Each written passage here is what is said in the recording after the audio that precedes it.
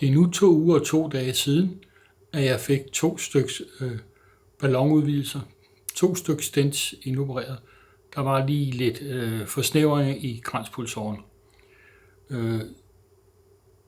De fejl, ikke fejl, men den forsnævring, der var en fedtforsnævring, hvilket så gjorde, at jeg har tilsluttet mig et medicinsk forsøg, hvor jeg skal have en sprøjte med et slankemiddel ala Wegovy, det hedder Mounjaro, og det skal så have i et år, og så får vi så se, om det også har taget nogle af fedtophobningerne i mine blodårer om et år.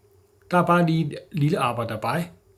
Det er et medicinsk test, det vil sige, at måske får jeg Mounjaro i sprøjterne, måske får jeg ikke, det finder vi ud af. Men ikke desto mindre har jeg jo så tænkt mig, at det her år skulle være et år, hvor jeg ligesom prøver at få styr på motion og spise og hvad der nu hører til i de forbindelser. Der må man så sige, at hvis jeg passer det på, det er noget før, så kunne det godt være, at jeg også sluppet for situationen med 2 gange ballonudvidelser. Men det kan jeg ikke gøre noget ved nu, så nu må man se fremad. Så jeg må prøve at se, om jeg kan rette op på noget af alt det her i løbet af et års tid. Og det her er så den første lille video i den række, der vil komme om, hvordan det går, og om der sker noget, og om der ikke sker noget. Uagtet om jeg får Mounjaro eller ikke får Mounjaro, så vil jeg prøve at se, om jeg kan rette op på det, jeg spiser, på lidt motion også, og jeg vil se, om ikke jeg kan få gjort noget ved at få sænket mit i forvejen alt for høje blodtryk, på trods af, at jeg er medicineret. Jeg vejer for meget. Jeg er en lille småfed dansker, og vejer nok 15 kilo for meget i hvert fald. Så der er også lidt arbejde på der, og det kan være, at det hjælper lidt på blodtrykket, det kan være, at det hjælper lidt på den generelle helbredstilstand. Så nu har vi et år til det, og jeg vil så prøve at ligesom tracke, hvad der nu sker med mig, med målinger, og jeg vil lave nogle opdateringer her på YouTube. Og så vil jeg sådan set prøve at se, om jeg kan holde mig selv, til ilden på den måde. Der kommer ikke ugenlige eller daglige opdateringer, der vil nok være måske et par gange i løbet af måneden. Så det er der, hvor vi står nu. Der vil selvfølgelig komme nogle kurver og noget ind over, hvad der nu er af vægtkurver og mål, der er taget omkring mausen og brystet, og hvad der nu ændrer sig, det vil jeg jo ligesom prøve at føre med ind her. Det er lige så meget for min egen fornøjelse, som det måske er for andres fornøjelse.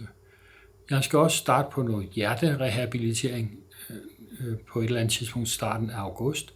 Og det vil jeg så selvfølgelig også kaste mig over. Jeg må ligesom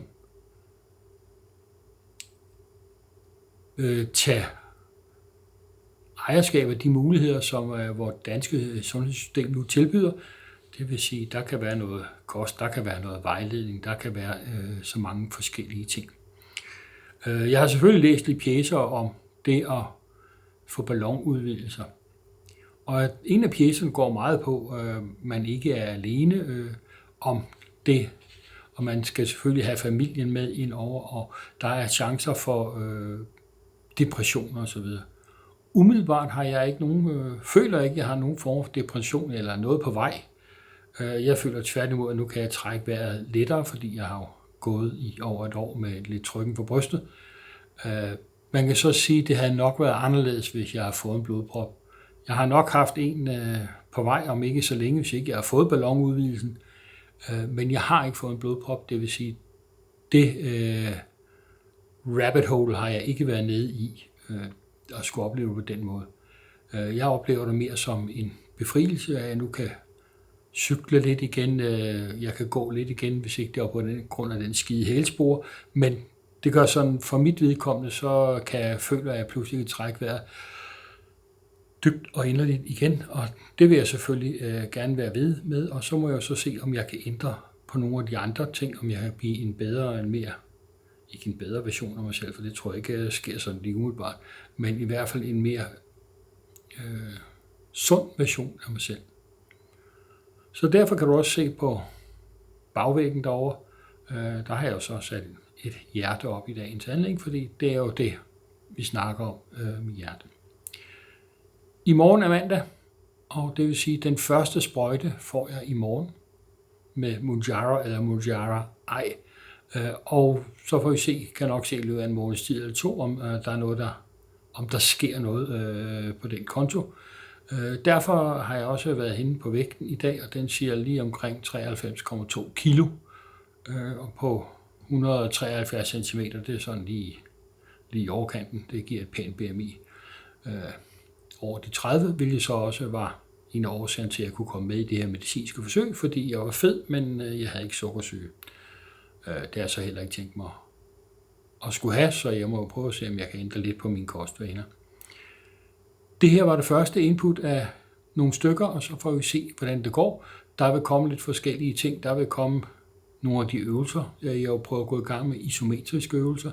Der vil gå lidt i gang med, jamen, når jeg får cyklet, hvad jeg får vejet og så videre. Hvad jeg nu synes, der ligesom hører til på den her årsrejse, som det jo er, fordi forsøget varer i et år og afsluttes med en stor undersøgelse igen. Her i sidste uge var jeg inde og blev målt og vejet af DEXA-scanning og højdemåling, vægtmålinger og et hav af blodprøver blev det taget, så jeg er jo sådan set dækket ind for de meste ting her i den nærmere fremtid, og så skal jeg jo så se, hvordan det ændrer sig i løbet af året. Det er jo sådan set lige oplægget til det her, så hvis du har tid og lyst, så skal du være velkommen til at følge med på min lille rejse. Du skal bare selvfølgelig trykke på enten abonnere, eller klokken, eller subscribe, det må du selv om, hvad du nu har lyst til. Men det kan være en idé, der kommer noget ind imellem, og så kan du se, hvad der sker på sådan et år. Det var det. Hej for nu.